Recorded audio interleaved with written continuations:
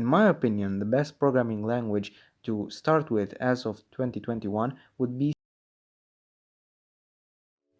Alright, so today we're going to talk about what programming language should you start learning when you first want to learn how to program. Now, first of all, I want to mention that this question is a very debatable question. I've seen a lot of people trying to answer this question on YouTube and on the internet, saying that, for example, Java, JavaScript, Python, C++ is the best language. Now, before we dig into this question, I want to mention two things. First of all, you can't really compare programming languages. You have to think that every programming language has been created to solve a certain problem in a certain domain. For example, we have programming languages that deal only with websites, others with apps, others with desktop programs, others with databases. So every programming language is unique in its own way, so you can't really compare them. And the second thing that I want to mention is that it's not really important what programming language you learn, it's important how you use it and how well do you know it. Now, as I said, there is more than just one domain in which you can learn one programming language. So therefore, I'm going to give more than just one answer, and then I will talk about the general programming language that I would personally recommend when you want to first start to learn how to program. Also, I have to mention that we have to understand how languages differ between one another, and more specifically, I want to explain to you what's the difference between a so-called low-level programming language and a high-level programming language. Now, I've tried to explain this briefly in a previous video, which I'm going to link in the description, but to summarize what I said in that video, basically, we can take two examples of one high-level language and one low-level language. For the high-level language, we can take Python, which I'm very sure you've heard before. And for the low-level language, we're going to take assembly. Now, let's compare these two programming languages. Both can be used to build desktop apps, but they are very similar. Most of you have probably noticed that Python is way easier than most programming languages. It's literally like spoken English, while assembly seems just pure illogical syntax. Now, each programming language has its own pros and its own cons. For example, Python is very easy to learn, but is very bad when you want to program something that is efficient or when you want to prioritize your resources such as your memory and your time. Why is that? Well, mostly because Python does everything for you in the background. If you think about it, you have pretty much everything already implemented for you and ready to use. You can't really control what's happening under the hood, if you can say so, because everything has been happening in the background processes. That's the main difference. While assembly, while it's considerably harder than Python, allows you to have much more flexibility with your resources. Again, with your memory. It lets you control your memory better and actually work directly with your hardware, which is very important in programming since you sometimes need to build very large apps which really need to use every bit of memory very efficiently. So sometimes you have to choose.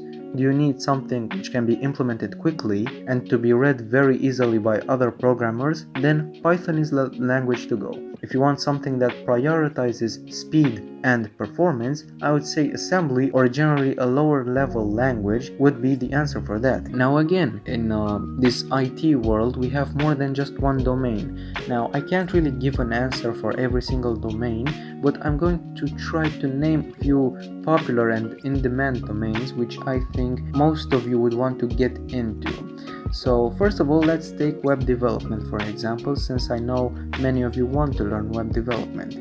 Now, web development actually can be sectioned or can be partitioned into two main branches. The first would be the front end and the second would be the back end. Now, front end deals with everything that the users or the person who accesses the website sees. So everything that consists of styling, everything that consists of the structure of your web page, every text, image, video, style, color, every aesthetic thing that you see on a website, that's all dealt with the front end. Now the back end is everything that's happening in the background, under the hood. For example, think of Facebook. when you send a friend request. You have backend languages and backend engineers who deal with that request being sent from one user to another. Everything that happens with the logistics of the website, when you click on something, what happens when you, for example, send a friend request. As I said, everything that needs more logical thinking, that's happening in the background, in the backend, or anything that has to deal with the database, so with multiple users. Now, for front-end and back-end, I would suggest you learn these three languages, which are HTML, CSS, and JavaScript. Now, if you want to further learn more about the front end, I would say mastering HTML, CSS, and JavaScript, and then starting to learn a framework. For example, Angular, Vue, or React will do. These are JavaScript frameworks which are very popular. jQuery is good as well, but certainly it won't last, I would say, the next 10 years, since newer technologies and more powerful technologies are arriving.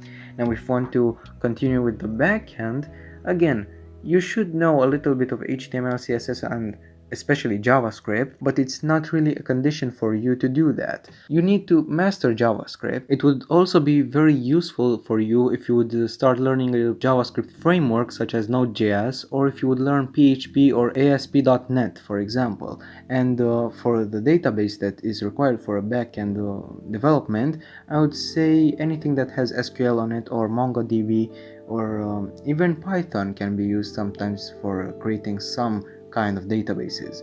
So in the back-end world, you would have more options to go for. Now, that's for the web development. If you want, for example, to build just databases, pure databases that you would use in other programs that are not necessarily related to websites, I would say anything that has SQL on it. If you want to go study more about data science or artificial intelligence, I would say Python is a good option for you.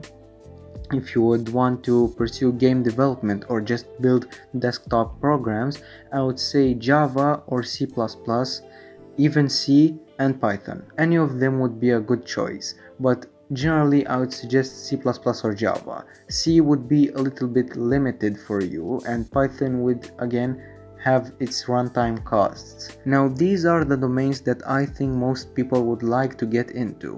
Now, I also say that I want to give a general best programming language to start with. In my opinion, the best programming language to start with as of 2021 would be C++, and this might come as a shock for most of you. Why C++? Well, as I said, we have high-level programming languages and low-level programming languages. I wouldn't recommend starting with a high-level programming language such as Python, although many people say it's the best because it's the easiest and most beginner-friendly. I wouldn't recommend this because, alright, it would give you some of the basics that you need, but it's not really that good because it doesn't force you to implement every data structure or every algorithm by yourself. It doesn't really force you to think in a such demanding way as a lower level programming language would. Now, I wouldn't recommend learning a low-level programming language such as assembly because that would be honestly an overkill, because it's very hard to master even when you already know a couple of languages before. Especially when you're a beginner, I wouldn't recommend this because it will be hard to start with such a syntax complicated programming language. Although if you can start with it and master it, that would be a really good advantage for you because you would learn so many things along with it. Now, with C++, the story is different. Some people say it's a low-level programming language, others say it's a high-level programming language. Personally, I say it sits on the mid-level programming languages because it has some elements which categorize it as a low-level programming language and other elements which categorize it as a high-level programming language. You can be really dynamic with your memory, really efficient with your resources, you can control what's happening, but at the same time you can use really advanced stuff that do most of the work for you and has a pretty easy to learn syntax. It's not the most English-like syntax, but it certainly beats any assembly language. Now, also I would recommend learning C++ because again, it forces you to implement most of your data structures that you will need to use. For example, a linked list. It would be a really good exercise for you to try to implement that and actually understand those logics, how a list works. and everything, not just, for example, in Python, just use every pre-implemented function that comes with Python. Now again, in Python you can implement them yourself, but it's not as beneficial for the memory or for the runtime. So yes, that's why I would say C++. Now some people would wonder, well, why C++ and not C? C++ is mostly C, but also has object-oriented programming, so that's my main argument. Now, there are a lot of differences between C and C++, but I would say C++ tends to be a little bit on the high level side, while C, without the object-oriented programming side of it, would be categorized more as a low-level programming language. Now, another benefit of learning C++ first is that you can pretty much learn any other language after it. You can learn JavaScript, since a lot of the syntax that is in JavaScript is very similar, if not identical, with the syntax in C++. You can learn everything that is in Python, while if you just start directly with Python, it would be much harder for you to transition to another lower level programming language. So that's why I recommend something that is in between, not on the very easy high level side of things, but also not on the very hard and demanding low level side of things. So yeah, that's my main argument. Now that's all I have for today. I hope you like this video, and I will see you next time.